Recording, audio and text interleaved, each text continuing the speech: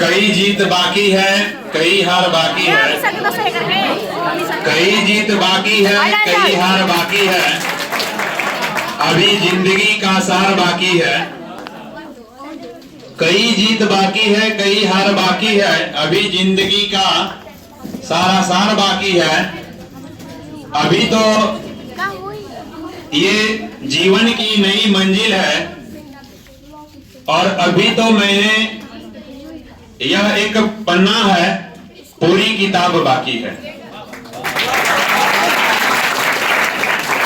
तो सबसे पहले मैं इस ज्ञान कुंज कोचिंग सेंटर संस्था की तरफ से आप सभी बच्चों का हार्दिक अभिनंदन और मेरे इस ज्ञान कुंज परिवार के सभी सदस्य, डायरेक्टर अमित सर, सहयोगी टीचर हमारे चुन्नू सर और एम के ठाकुर और व्यवस्थापक अनिल कुमार यादव और नए शिक्षक के तौर पर अभय कुमार यादव का हार्दिक तहे दिल से मैं स्वागत करता हूं।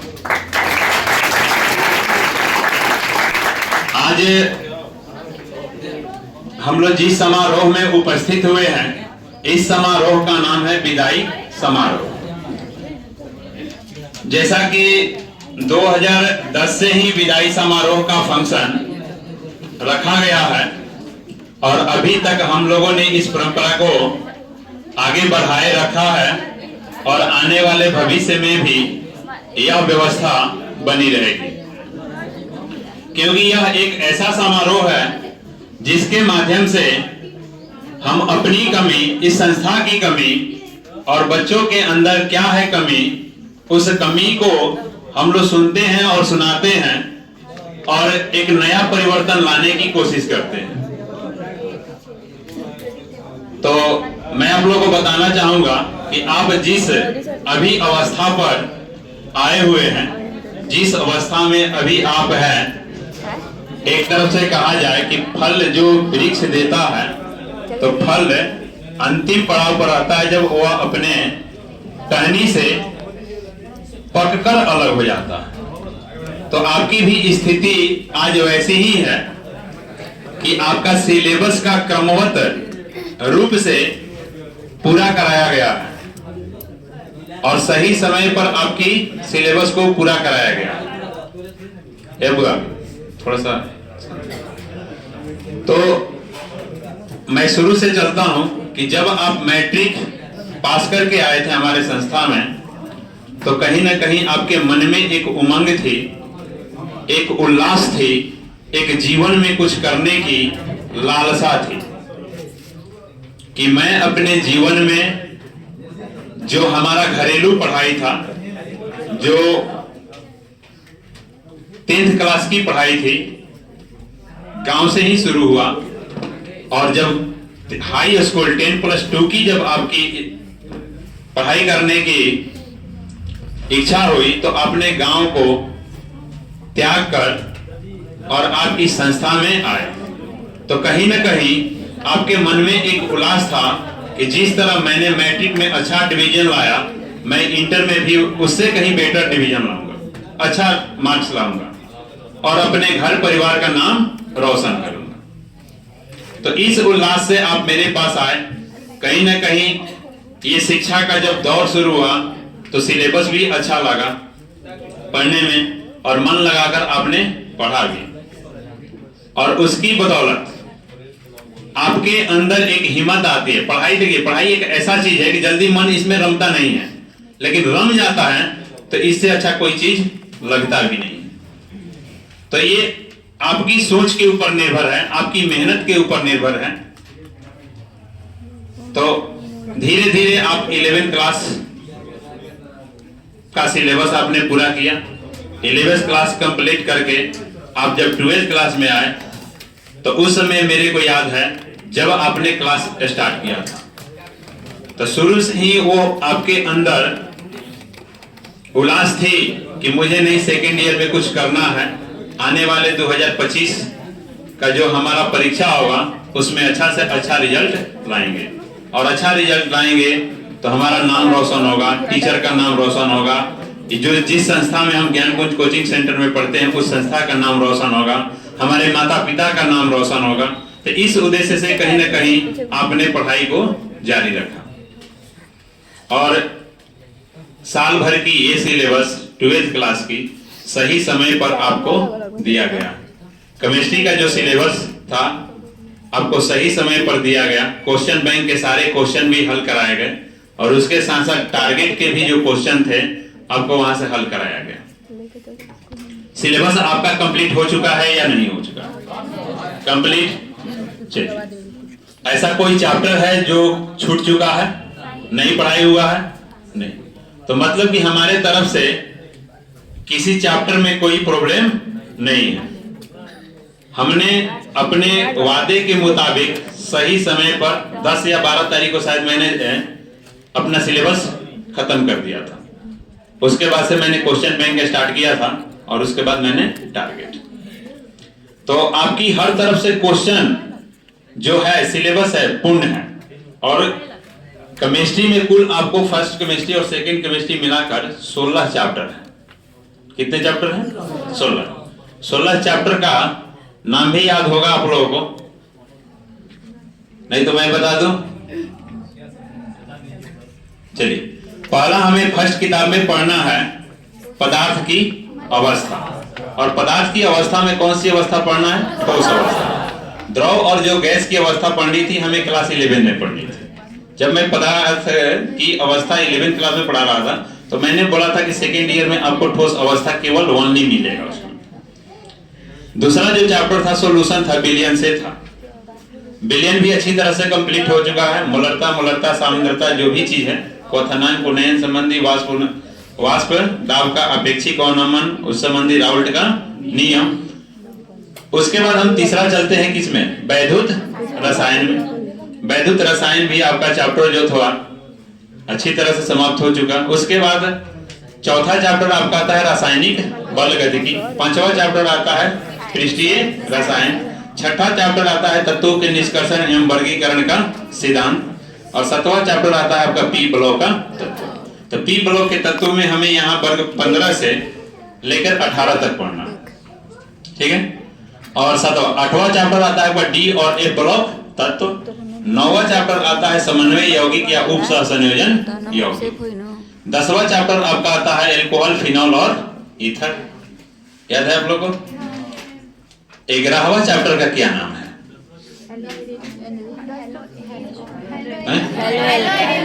अच्छा, उसके बाद एल्कोहल, फिनॉल और ईथर है, सॉरी। 10वां चैप्टर था आपका क्या? हेलो एल्कीन एवं हेलो एरीन। हेलो एल्कीन एवं हेलो एरीन। उसके बाद था एल्कोहल, फिनॉल और ईथर। उसके बाद एल्डिहाइड, कीटोन और कार्बोक्सिलिक अम्ल। उसके बाद था आपका एमीन। और एमीन के बाद आपका आता है जैव अणु। और जैव अणु के बाद आपका आता है बहुलक। और बहुलक के बाद आता है हमारे दैनिक जीवन में रसायन। तो इतना करके क्रमोक्त आपका सभी सिलेबस खत्म हो चुका। कहीं भी आप पढ़ रहे हो, आपका अगर सिलेबस पूरा हो चुका है, आपके अनुसार अगर मन मुताबिक पढ़ाई हो रही है तो आप उस संस्था को प्रमोट जरूर करें। कहीं भी किसी भी बच्चों को अगर आप सलाह देते हैं कहीं पढ़ने जाने के लिए तो आप जरूर एक बार उससे कहें कि आपका सिलेबस क्या है, इस चैप्टर में क्या क्या पढ़ना है। उस चैप्टर के पहले आप सिलेबस को जानें। नहीं तो बहुत सारी ऐसी संस्था है कि आपको तो कुछ पता नहीं है कि हमें इस चैप्टर में क्या क्या पढ़ना है, क्या क्या नहीं पढ़ना है। बहुत सारे बच्चे सिलेबस नहीं देख पाते। तो कहीं ना कहीं बच्चे तो जानते नहीं है, लेकिन उसके साथ क्या होता है, धोखा हो जाता है। कुछ ऐसी चीजें एग्जाम में आ जाती है जो उसे अभी तक मालूम ही नहीं है कि ये क्या चीज होता है। तो सबसे पहले आप अपने सिलेबस को जानिए और उस सिलेबस के अनुसार आप पढ़िए। लास्ट में क्वेश्चन आप जब हल करते हैं, क्वेश्चन बैंक के अनुसार देखिए कि मैंने क्या पढ़ा था, उसमें अभी क्वेश्चन जितनी सारी क्वेश्चन पूछी है उसमें से मेरा सारा क्वेश्चन हल हुआ है कि नहीं हुआ, मैंने उसके बारे में जाना है कि नहीं जाना। और जो नहीं जान रहे हैं, आपका फर्ज बनता है कि मैं उस टीचर से सवाल करूं कि सर ये क्वेश्चन आपने नहीं बताया है, ये मेरे को बताइए। हो सकता है कि नहीं यही क्वेश्चन दे दे। 5 नंबर का अगर क्वेश्चन होगा तो 5 नंबर तो हमारे हाथ से जा सकता है। जा सकता है कि नहीं जा सकता? तो आपका ये फर्ज है, आप उनसे सवाल कर सकते हैं। आपका ये फर्ज है कि आपको अगर एक बार क्वेश्चन समझ में नहीं आता है तो आप एक बार नहीं 10 बार भी पूछ सकते हैं। ये आपका फर्ज है, क्योंकि आप यहाँ पर आते हैं अपने सिलेबस के कंप्लीट करने के साथ साथ समझने के लिए टॉपिक को। अगर आप यहाँ पर समझने के लिए नहीं आते तो किताब तो रखा हुआ है मार्केट में, बहुत सारी किताबें रखी हुई है। हम किताब भी अगर अब तो इतने छोटे बच्चे नहीं हैं कि मतलब क्वेश्चन का किताब में से आंसर ढूंढना नहीं आएगा, लेकिन वो आंसर हुआ कैसे, क्यों और कैसे, उसी क्यों और कैसे को हम लोग समझने के लिए कहीं ना कहीं किसी ना किसी संस्था को हम ज्वाइन करते हैं। अगर क्यों और कैसे आपको नहीं समझना होता तो आप संस्था किसी को नहीं करते, किताब से सीधा आप क्या करते, रट्टा मारते।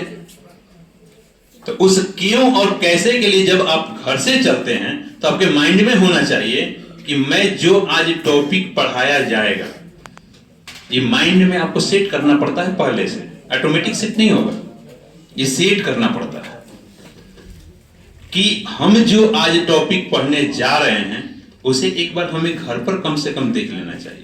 हो सकता है 5% 10% समझ में आ जाए, ऐसा तो नहीं होगा ना कि कोई टॉपिक हम देखें हमको 5% 10% समझ में ना, बाकी जो बच रहा है हम क्लास में जाएंगे, टीचर पढ़ाएंगे, पढ़ाया तो कहीं ना कहीं 50% क्लियर हुआ। फिर भी अगर मन में 10-20% या जो भी परसेंट डाउट रहता है, आप क्लास में खड़ा होकर पुनः आप टीचर से पूछ सकते हो। तो माइंड में आपकी ये होनी चाहिए, क्योंकि देखिए इसको समझने के लिए सुबह कहीं ना कहीं आप लोग 4 या 4:30 या 5 बजे तक जग जाते हो, लास्टली 5 बजे तक आप जग जाते हो, चाहे ठंडा हो या गर्मी हो या बरसात। 5 बजे से अगर आपकी ड्यूटी शुरू हो तो यहाँ पर आप 10 बजे तक रहते हो, घर जाने में 11-12 बज जाता। तो 5 से 7 घंटा की आपकी ड्यूटी है, और इस 5 से 7 घंटा में आकर आप कोई टॉपिक को अगर आपने नहीं सीखा तो वो आपका 5 घंटा या 7 घंटा क्या है, बेकार है। आपने 5 घंटा आज अपने जीवन का क्या किया, बर्बाद किया। बहुत बच्चे को लगता है कि मैंने कुछ नहीं किया, मैंने तो गया था पढ़ने के लिए। तो पढ़ने जब जाने के लिए जाना ही है तो फिर वैसा क्या होता है ना कि जैसे कहते हैं कि हम लोग भोजपुरी में कहते हैं लौरी से घास टेरना। अरे बात समझो ना, यहाँ का वहां, वहां का यहाँ करना। हमारे लाइफ से कोई मतलब नहीं कि लाइफ सेटल होगा कि नहीं होगा। बहुत लोग क्या होते हैं किस्मत के भरोसे छोड़ देते हैं। किसके भरोसे? किस्मत के भरोसे। किस्मत में जो होगा सो देखा जाएगा, लेकिन लोग मेहनत करना नहीं चाहते। किस्मत और मेहनत में मैं हो सकता है कि फर्क बता भी दिया होगा। किस्मत और मेहनत में बहुत फर्क है। किस्मत में कहते हैं ना कि जो आपके जीवन में लिखा, जो आपके भाग्य में होता है ना, किस्मत कहिए भाग्य भरोसे कहिए, तो जो किस्मत में होगा वही आपको मिलेगा, इससे अधिक नहीं मिल सकता। लेकिन मेहनत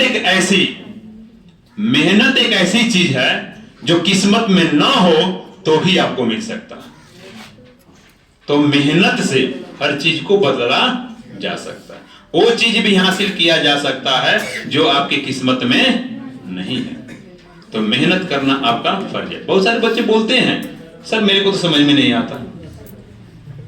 बात सही है, अगर सबको बातें एक ही बार में अगर समझ में आ जाती तो आज हर घर में आईएएस होता, आज हर घर में दरोगा होता, आज हर घर में टीचर होता, आज हर घर में जो चाहो सो होता। अगर एक बार में बात ये समझ में आ जाती तो समझ में आती है सबको, समझ में आती है सबको। कोई समझने की एक्टिंग करता है और कोई न समझने की एक्टिंग करता है। लोग कहते हैं सब ठीक ठाक है, लेकिन सब जब ठीक ठाक है तो फिर लेकिन आया कहां से? सब ठीक है तो उसमें लेकिन नहीं आना चाहिए ना। ठीक है तो ठीक है, लेकिन कहां से? मतलब कि सब ठीक ठाक नहीं है। तो उसी प्रकार हमें पढ़ाई में हुआ, पीछे थोड़ा सा आप लोग शांत हो जाओ, नहीं तो बोलो मैं छोड़ दूं। आज ये जो पल है ना आप लोग के लिए बहुत अहम है। आप आए हो विदाई समारोह में किस लिए? कि कुछ हमें टीचर से कुछ सीखने को मौका मिले। अब साल भर का और आज की अगर बात याद रख लेते हो तो अभी भी आपके पास लगभग 32 दिन का समय है। आज के बाद आपके पास 32 दिन का समय है। 33वां दिन से आपका परीक्षा स्टार्ट है। तो ये 32 दिन आपके जीवन में क्या परिवर्तन ला सकता है मैं आपको बताऊंगा कि 32 दिन आपको जीवन में क्या परिवर्तन ला सकता है। और आज के बाद आपके पास समय ही समय है। ठीक है, तो रही थी सिलेबस की बात। तो बहुत लोग बोलते हैं कि सर मेरे को समझ में नहीं आता। बात सही बोलने की समझ में नहीं आता। क्यों नहीं आता है समझ में? क्योंकि वैसी टॉपिक है, कुछ ऐसी पढ़ाई की टॉपिक है जो आपको जीवन में पहली बार मिल रहा है। टॉपिक जो है जीवन में क्या होती है? पहली बार मिल रही है। तो उस पहली बार को जब मिल रही है तो उस पर हमें ज्यादा क्या करना है? चिंतन मंथन करने की जरूरत है, सोच विचार करने की जरूरत है। और वही चीज जब आप बार बार उस पर सोच विचार मंथन करते हो तो वह आपके लिए पुरानी हो जाती है और वह बातें समझ में आ जाती है। एक बार समझ में नहीं आया, दोबारा आप पूछ लो। दोबारा पूछने के बाद घर पर जाएंगे, स्टडी करेंगे। तो ऐसा कोई टॉपिक नहीं है जो हमें समझ में नहीं आएगा। तो मैं चाहूंगा हम लोग के बीच में बेला निवासी हमारे बीकी सहयोगी और इस कोचिंग को सपोर्ट करते रहते हैं, तो मैं चाहूंगा कि वो आकर अपना उचित स्थान ग्रहण करें। बीकी, अच्छा चलिए, तो वो चीज है। और आज के बाद आपके पास समय ही समय है। 7 घंटा मैंने बताया था ना कि 7 घंटा का आप जो ड्यूटी कर रहे हो, अब वो 7 घंटा आपका क्या होने वाला? सेव होने वाला है। ठीक है ना, सेव होने वाला है। तो रही अब प्रॉब्लम जो भी थी, आप कैसे पढ़े कैसे नहीं पढ़े ये सब बात को भूल जाना। अब आज के बाद आपको कैसे पढ़ना, थोड़ा सा उस बारे पर मैं बात करूंगा। तो जो 7 घंटा का समय बचता है, सबसे पहले उस 7 घंटा का हम सदुपयोग कैसे करें। 7 घंटा का हम अब लाइफ में 32 दिन में अब सदुपयोग कैसे करें।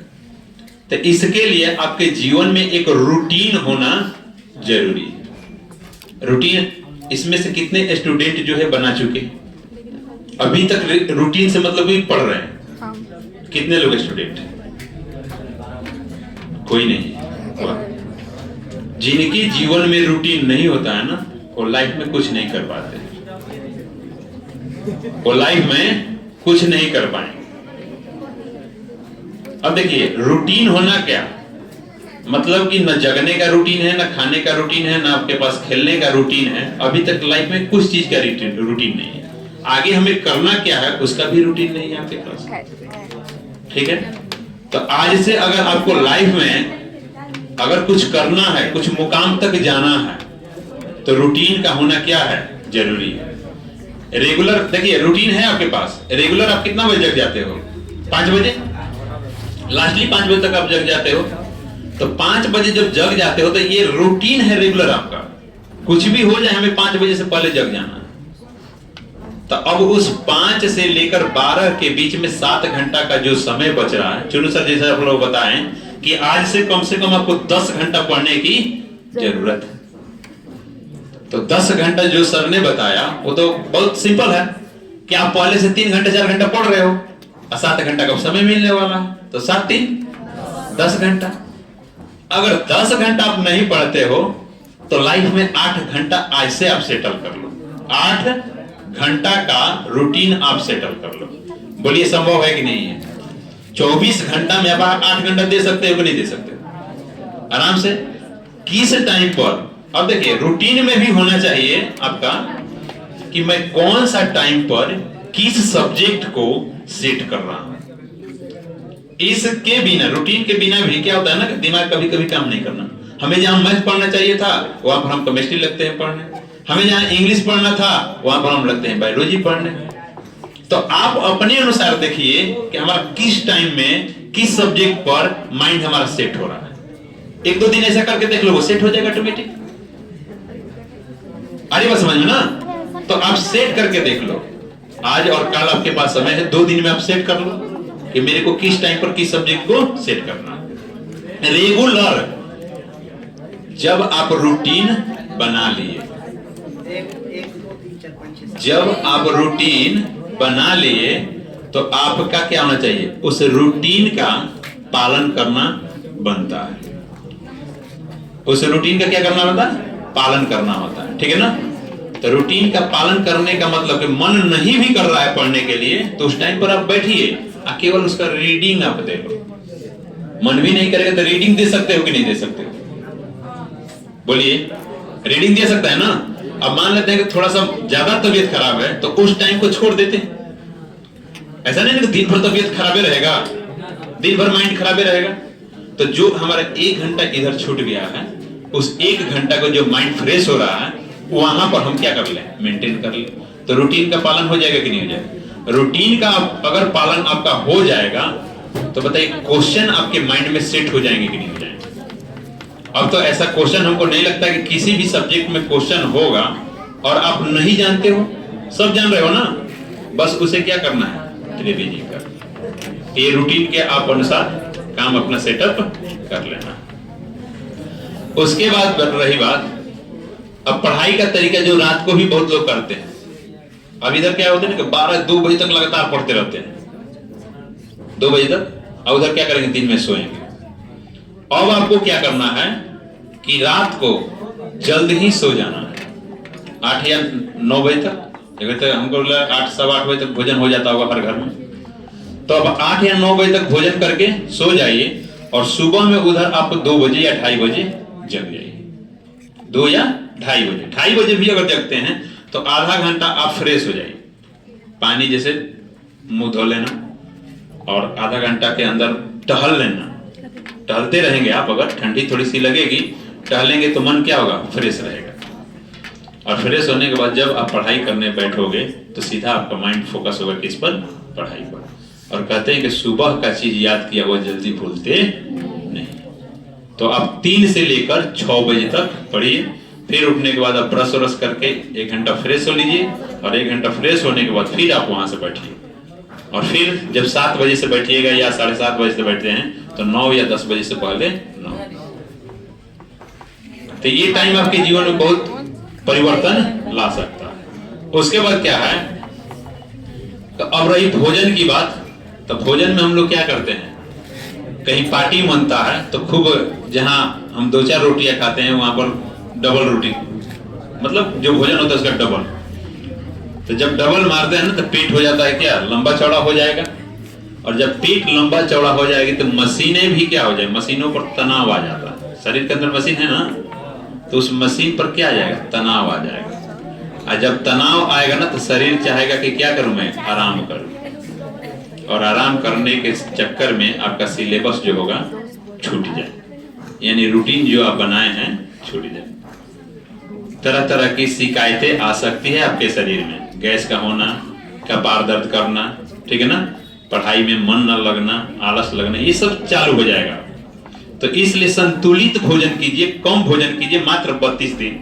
रिजल्ट आप परीक्षा देने के बाद आना है, जितना खाना है डबल ट्रिपल जितना खाना है आप खा लो, ठीक है ना। तो ये 32 दिन आप संतुलित भोजन कीजिए, हर चीज खाइए लेकिन संतुलित मात्रा में। ज्यादा मसाले पदार्थ का सेवन न करना। पढ़ाई के समय, और चीज है, पढ़ाई के समय अपने आप से मोबाइल को क्या करें, दूर रखें। अपने आप से क्या कर दे, मोबाइल को दूर कर दे। नहीं तो क्या होगा ना, थोड़ा सा भी मोबाइल की घंटी बजी ना तो माइंड उधर से भटक जाता है। क्या आया मैसेज, किसका आया मैसेज, कौन किया मैसेज, चलो एक बार देख लेते। तब तक वहां से मोबाइल पर आपका दिमाग है।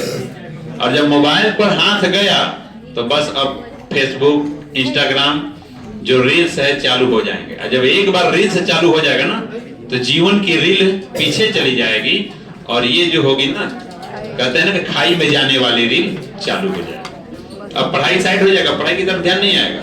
एक देख लेता हूँ, एक देख लेता हूँ, एक के बाद नया नया वर्जन आ चुका है ना, कि एक के बाद दूसरा उससे बेस्ट हो जा रहा, फिर देखते हैं तो तीसरा बेस्ट हो जाता। मैंने अपने लाइफ में 6 घंटा, मैंने एक बार रील स्टार्ट किया था देखने के लिए, तो मैंने लगातार 6 घंटा मोबाइल का जब से बैटरी खत्म नहीं हुआ, बैठा नहीं, तब तक मैं देखते रह गया। जब मोबाइल की बैटरी बैठी, अचानक मेरे दिमाग की घंटी बजी। ये मैंने क्या किया? मैं तो अपने लाइफ का 6 घंटा क्या किया, बर्बाद ऐसे ही कर दिया। उस समय मेरा माथा ठंडा। क्या हुआ? कुछ हासिल नहीं हुआ मेरे को। उल्टा क्या हुआ? डाटा गया, एमबी गई, आंख की रोशनी कुछ चली गई, कुछ भाग, माथा डिस्टर्ब हुआ, ना कुछ हुआ। तो उस दिन से मैंने क्या किया, कभी भी रील देखूंगा तो 5 मिनट फिक्स कर लिया कि 5 मिनट से ज्यादा नहीं। देखिए, माइंड को तो बहलाना भी क्या है, जरूरी है। तो ये चीज रखना है, पढ़ाई समय अपने आप से मोबाइल को दूर रखना है। ठीक है, जल्दी सो जाइए और जल्दी जगिए। अब रही बात आपकी एडमिट कार्ड, तो एडमिट कार्ड बता दिए थे चुनू सर आपको कि अपलोड हो गया है, तो आप उसको निकाल लीजिएगा। निकलाने के बाद वहां से स्कूल से आता है कि मोहर करवाना पड़ता है ना, उस पर मोहर लगे आता है, नेट पर मोहर लगे आता होगा। तो अब निकालकर उसे आप लेमिनेशन भी करके रख सकते हो, और उसका 2-3 कॉपी जरूर रखिएगा अपने पास। उसका 2-3 कॉपी जरूर रखिएगा। अब 2-3 कॉपी क्यों मैं बोल रहा हूं कि कहीं अगर गलती से भीड़ में गए और हमारा एडमिट कार्ड कहीं खो गया, तो अब तो आप नेट पर निकालने नहीं जाओगे। अब परीक्षा हॉल पहुंचे हो, एक एडमिट कार्ड हम अगर उसे फोटो सेट करके पॉकेट में भी रख लेते हैं, या पर्स जो भी रखते हो आप, एक हमारे पास है। अगर एक गिर भी गया तो एक हमारे पास, परीक्षा से हम वंचित नहीं हो सकते। ठीक है ना? अब चलते हैं, एडमिट कार्ड हो गया आपका। जब परीक्षा सेंटर पर जाओगे तो एक दिन पहले आपको तैयारी करना होगा। क्या करना है? एक दिन पहले तैयारी करना है। पॉलिथीन तो ले जाने देगा, ऐसा नहीं है कि पॉलिथीन नहीं ले जाने देगा। एडमिट कार्ड के लिए पॉलिथीन नहीं ले जा सकते।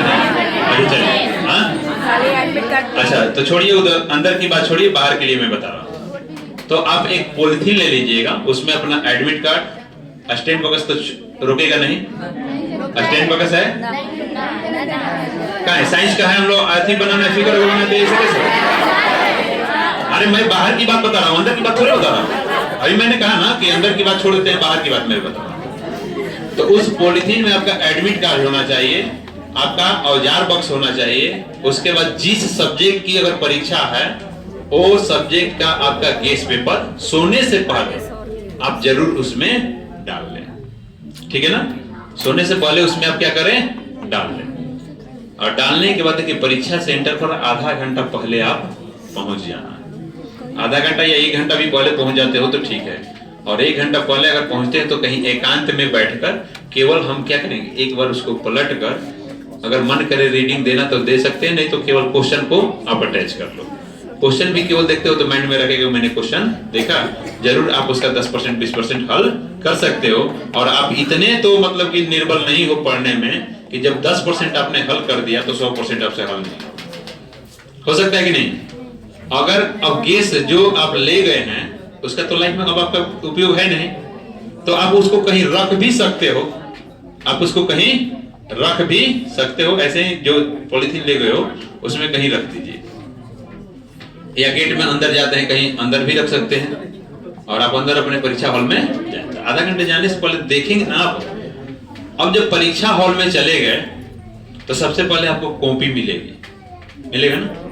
तो कॉपी मिलता है तो उसमें जो भी आपको फॉर्मेलिटी पूरा करना होता है, रोल नंबर, रोल कोड या जो भी चीज लिखना होता है, नाम लिखना होता है, पहले आप उसको भर लीजिए। भरने के बाद पेपर आपके पास आएगा। ठीक है? तो पेपर के लिए 15 मिनट का एक्स्ट्रा समय मिलता है, तो उस 15 मिनट में सारे क्वेश्चन को देख लीजिए कि 15 मिनट में क्या क्या क्वेश्चन दिया हुआ है और इसमें कौन कौन सा क्वेश्चन मेरे को याद है। तो पहले तो आएगा ऑब्जेक्टिव का, तो पहले ऑब्जेक्टिव का आएगा, तो जो जो क्वेश्चन आपको याद है वो क्या करते जाइए, टिक नहीं करना है, गोल करना है इसको। ठीक है ना? वृत्त जैसा वृत्त दिया रहता है, उसी में आपको पेंटिंग करना होता है। कहीं गलती से आपको ए मारना था आपने मार दिया बी, व्हाइटनर आप ले गए हो, कहोगे कि बी मार के फिर से अब क्या कर देंगे ए, तो उसमें आपको नंबर मिलने वाला नहीं है। जो हो गया सो हो गया, अब आप उसको भूल जाओ, ठीक है ना। नेक्स्ट क्वेश्चन पर ध्यान देंगे। तो इस प्रकार आप उसको क्या करोगे, बॉल पेन से पेंटिंग कर लेना, ठीक है। वो जमा हो जाता है 1 घंटा में। उसके बाद फिर आपको मिलेगा क्या, सब्जेक्टिव का।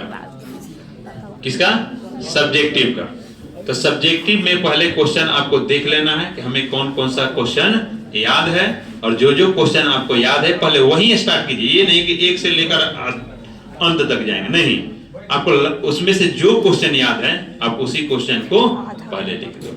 तो जितना क्वेश्चन याद रहेगा उसको हम लिख लेते हैं, और जो अब नहीं याद है तो अब क्या करेंगे, उससे रिलेटेड अगर याद है तो आप लिखोगे, और नहीं याद है तो आप फ्री हिट का इंतजार करना। फ्री हिट का कभी कभी फ्री हिट मिलता है ना। तो फ्री हिट में देखिए क्या होता है, 2 प्रकार का फ्री हिट होता है। एक अगल बगल वाले पड़ोसी लिखता है आंसर उसका, ठीक है ना। तो लिखेगा तो आप जान पढ़े हो तो जानते हो कि ये सही लिख रहा है कि गलती लिख रहा है। अगर पढ़ा हुआ स्टूडेंट होगा तो सही लिख रहा है तो उससे हम क्या करेंगे, फ्री हिट ले लेंगे। आ रही बात समझ में। नहीं तो छोटा छोटा ऐसे भी फ्री हिट चलता है, कागज का चलता है ना।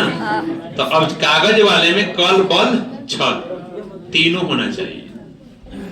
अगर तीनों नहीं हुआ तो फिर आपके साथ बड़ी समस्या खड़ी हो सकती है, क्योंकि अगल बगल वाला देखेगा, कभी चेकिंग वाला आ जाए तो आपके आगे भी फेंक सकता है, आपके पास जहां बैठे हो वहां पर भी रख सकता है अपना बचने के लिए। तो ये सभी ध्यान देना है अगल बगल वाले कि पड़ोसी हमारा हरकत कर रहा है कि नहीं कर रहा, कर दो, बंद कर दो, ठीक है ना।